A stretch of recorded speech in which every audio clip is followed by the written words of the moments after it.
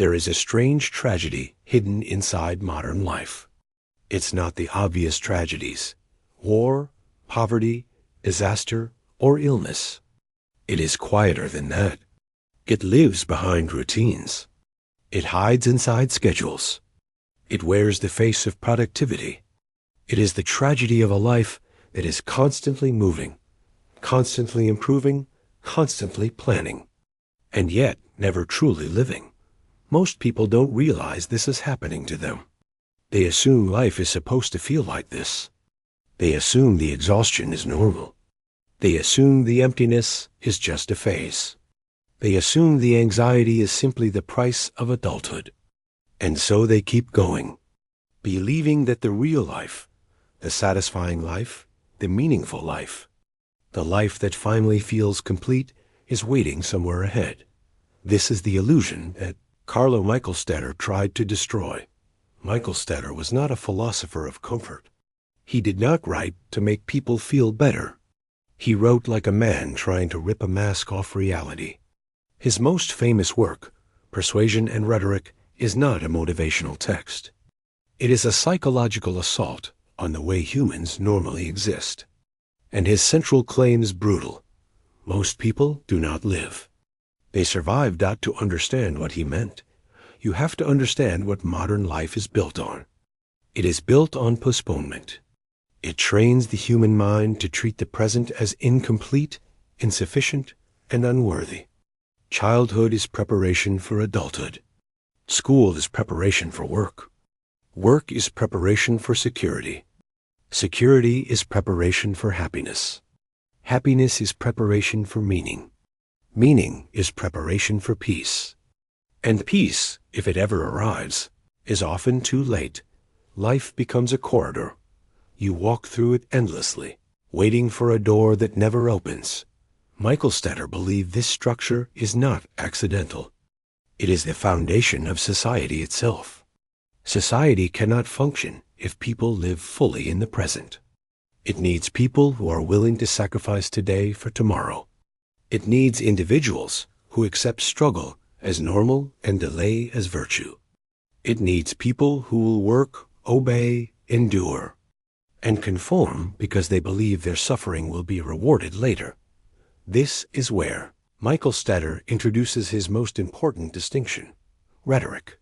Rhetoric, in his philosophy, is not just manipulation or persuasive speech. It is a way of existing. It is the psychological system that makes postponement feel noble. Rhetoric tells you that your life is justified because it is heading somewhere. It tells you that you are okay because you are improving. It tells you that your pain is acceptable because it is for something. But Michelstaedter saw a terrifying truth beneath this. Rhetoric is built on fear, that it is the fear of standing alone without guarantees. It is the fear of living without a script. It is the fear of death. Because if you truly accept that life is fragile and temporary, then postponement becomes impossible. You cannot delay living if you understand how quickly life disappears. So rhetoric gives you a deal. It says, do not face the raw reality of existence. Do not face death. Do not face uncertainty. Instead, focus on goals, roles, identities, and future promises. Believe that later will redeem now. Believe that the future will justify your sacrifices. Believe that meaning will arrive like a reward for obedience. And because humans are terrified of uncertainty, most accept the deal. Michelstaedter believed this is why people feel empty, even when they succeed. Because success does not break the structure of rhetoric, it strengthens it. When you achieve one goal, another appears. When you gain security, you crave more. When you reach one milestone, the mind instantly creates a new standard. Satisfaction fades quickly because rhetoric cannot allow you to feel complete. Completion would end the system. Rhetoric needs you hungry. This hunger appears as anxiety, comparison, ambition, and restlessness. You may call it motivation, but Michelstaedter would call it bondage. A person trapped in rhetoric is never at rest. They are always becoming, never being. Their life is always in the future, never in their hands. The darkest part is that rhetoric often looks like virtue. A rhetorical person appears responsible. They plan, they work, they sacrifice, they seem mature. But inside, they are terrified. They are constantly trying to prove their life is valid. They need achievements not because they love them, but because they fear what they would feel without them. Michelstaedter believed that beneath the surface, most people are not living, most are negotiating with existence. And the negotiation is endless. This is why he said people are only surviving. Survival is a life built on avoidance. It avoids the truth of death. It avoids the uncertainty of the present. It avoids the raw intensity of being alive without explanation. Survival is safe. It is structured. It is socially rewarded. But it is not life. Life, in the full sense, is dangerous. It requires presence. And presence is what rhetoric destroys. Michelstaedter believed that the modern person is psychologically trained to flee the present moment. Even leisure becomes rhetorical. Even relaxation becomes productive. Even self-care becomes performance. People cannot sit still because stillness forces them to feel the void. And the void is what rhetoric was invented to hide. But Michelstaedter did not only diagnose the illness. He pointed toward an alternative, something rare, painful, and almost impossible. He called it persuasion. If rhetoric is the life of postponement, persuasion is the life of presence. But persuasion is not a technique. It is not a self-improvement strategy. It is not a mindset you adopt to feel better. Michelstaedter was clear. Persuasion is not comfort. Persuasion is truth without anesthesia. Persuaded person does not live for the future. They do not rely on promises. They do not need external meaning to justify their existence. They do not bargain with life.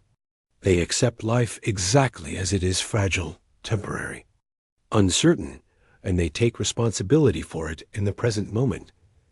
This is why persuasion is rare. Most people cannot tolerate it.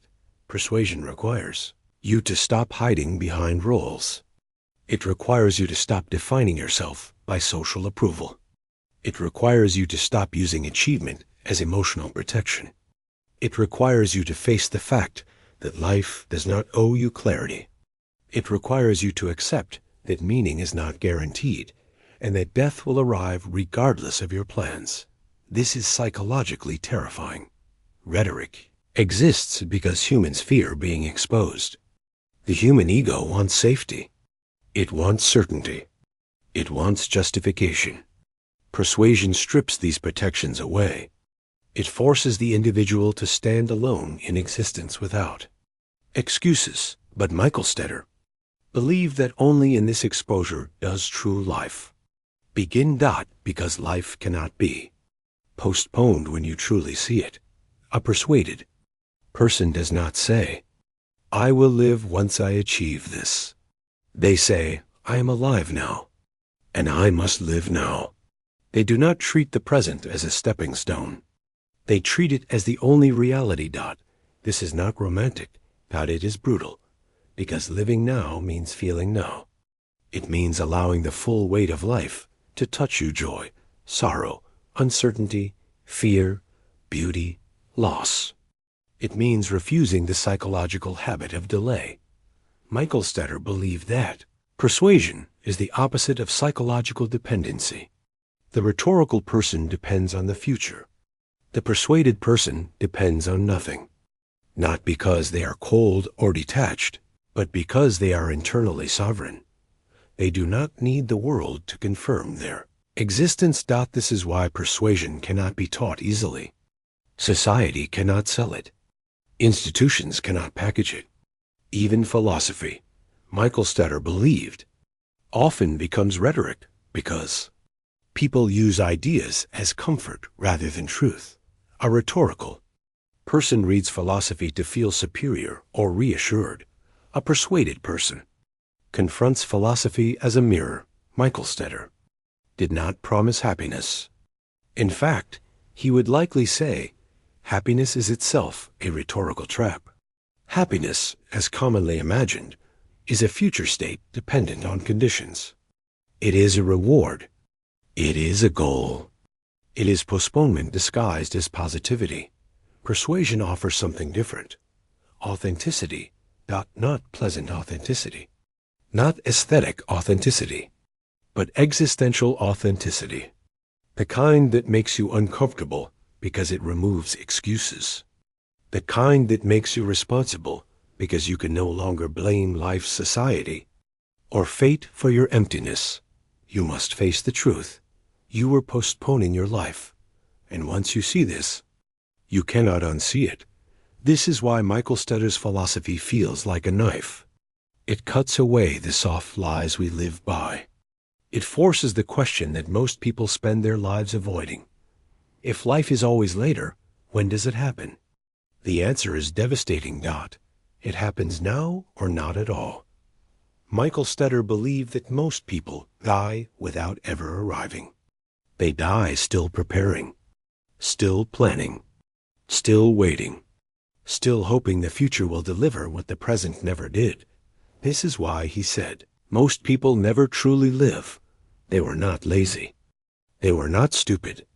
They were afraid, and society rewarded their fear, because a fearful person is predictable. A person who postpones life is controllable. A person who lives for later will work harder, conform more, and question less. Rhetoric is not just personal, it is political. It shapes civilizations. Persuasion, therefore, is revolutionary, not outwardly, inwardly. A persuaded person becomes difficult to manipulate. They no longer need social validation to exist. They no longer accept postponement as virtue. They no longer fear silence. They no longer fear uncertainty. They become alive in a way that cannot be bought, and that is why most people avoid persuasion.